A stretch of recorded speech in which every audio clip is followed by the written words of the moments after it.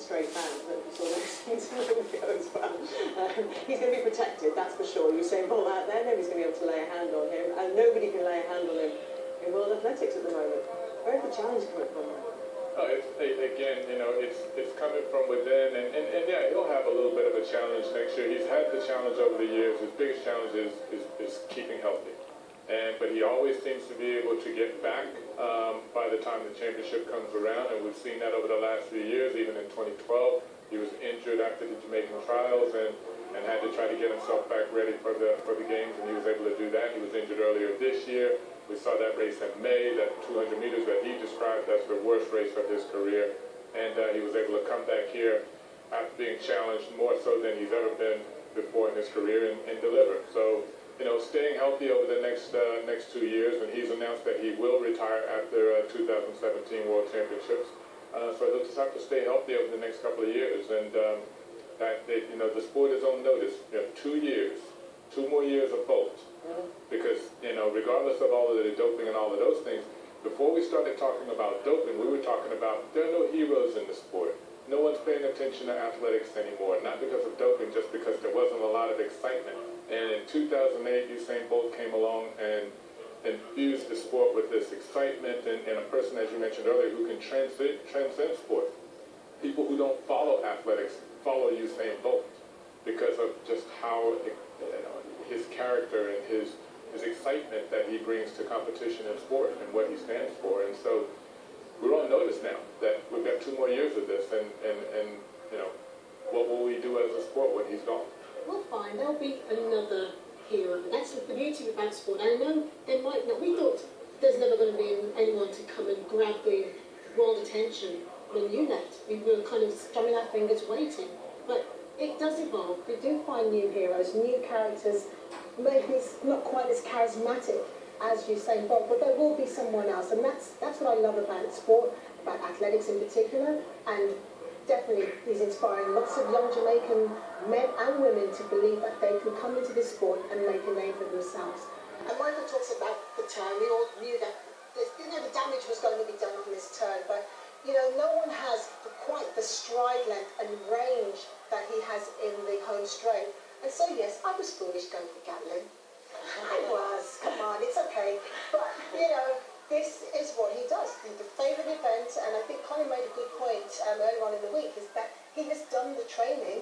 The training has been done, but he's just not able to do as much racing as possible. Something that you said there, Michael, his biggest threat, his biggest challenge now is keeping himself fit. And Paula, as an athlete who's managed that towards the end of a career, it is, well, that is going to affect the way he trains. It's still going to affect the way he approaches his winter's training, and being so smart about how you do that is in itself, it's like almost a new career challenge. It is, and it's something that, especially for someone like Usain Bolt, I think has been a big transition that he's had to make mentally as much as physically.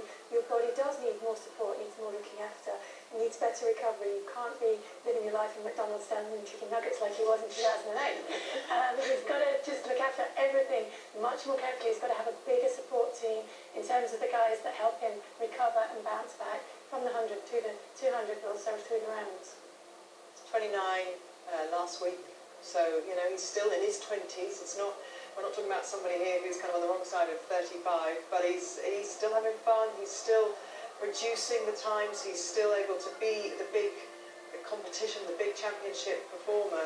And so 2 years, that's doable, isn't it? To go up to London and still be in the hunt for gold. It is doable. But what's interesting for me is how did he feel going into that 100 metres? Because there was a lot of tension, there was a lot of questions. Now, he don't want to be beaten, he doesn't want to be beaten. How will he translate that into his new winter work? Hopefully that will refresh his attitude to his training, because you've seen him up close and personal, and sometimes he can be a little bit, jovial and light, and so he just probably needs to be more energized. You have actually, we haven't discussed this at great length, but you mentioned it the other day briefly about going out there and seeing him train in Jamaica, and one of the things I think we're always keen to kind of dispel are these myths that somehow it's just being a fun guy, that he can turn up and run. He is a student of sprinting, isn't he? And he wants to get everything out of himself. I don't think that Usain Bolt needs this, but I think that it's a shame that it's lost on people because his personality and all of the antics and whatnot overshadows. He talked to him about sprinting. I've talked to him about life. He's a very, very intelligent individual. I mean, who really thinks about everything. He doesn't take this lightly either, because if you watch, Michael, to pausing because you know you can feel it. It's coming, can't you? You can coming. feel it very. He's there. He's looming large with Phil. Take it away, Phil. He's looming large indeed. After a wonderful performance, Usain, you've won 10 gold medals on the World Championship stage. How special is this one now? It's great. This is the fourth time over 200 meters, and as you know, it means a lot to me. So for me, it's a big deal. I'm happy to be 10-time gold medalist. You just can't explain hard work and dedication to the sport, especially this season where a lot of people have been doubting me and saying I'm going to lose. Like one of the guys in the studio, just saying, I'm just showing my championship potential. You don't need to prove anything to us at this point. Did you have to prove anything to yourself after everything you've been through this season? No, for me, I knew I always have uttermost confidence. That's one thing you guys know. And with a coach like him, there's never a doubt. As long as he says I can do it, I believe him. I believe in him. He's like my guardian angel, the way I look at it. He knows how to get me prepared. He knows what to do to get it right. So for me, as long as my coach is confident, I'm super confident. We saw that outpouring of emotion as you crossed the line, that beating of your chest, how much this one means. Yeah, as I said, 200 means a lot more to me. There was never a doubt that I was gonna win this one for me. I proved it's just that Justin Gatt was there, he's gonna be ready. So that's why I really celebrated as much as I did. I was like, number one. Still number one. Somebody tried to say you out down there on the photographers. What was all that about? Are you trying to kill me? I don't know what's going on. Like he's like, you're winning too much. Take him out. Finally, let me get you to address the audience back at home. You know you've got so many fans in Britain, and it's just got a special place in your heart. Definitely. I camp there every year. That's where I'm based. Support is just tremendous. Lots of Jamaicans, British people give me a lot of love. I want to thank you guys. Thanks for the true support. Continue doing great things. Continue running fast and continue dominating. Thanks for the love. You're saying you're a legend, Father. Thank you very much. Michael Johnson, stop doubting me, bro.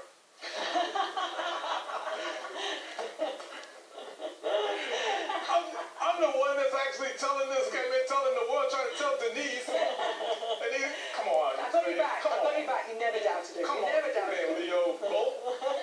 I'm in your corner, bro. So the point I was making before, now I'm going to take it all back. Not that intelligent, no.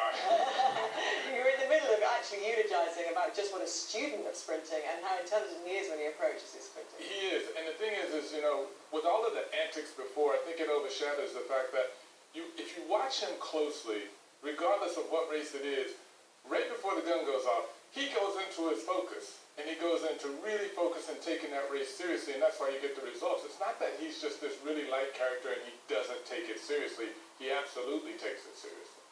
Absolutely, and that's what's got him 10 golds on the world stage.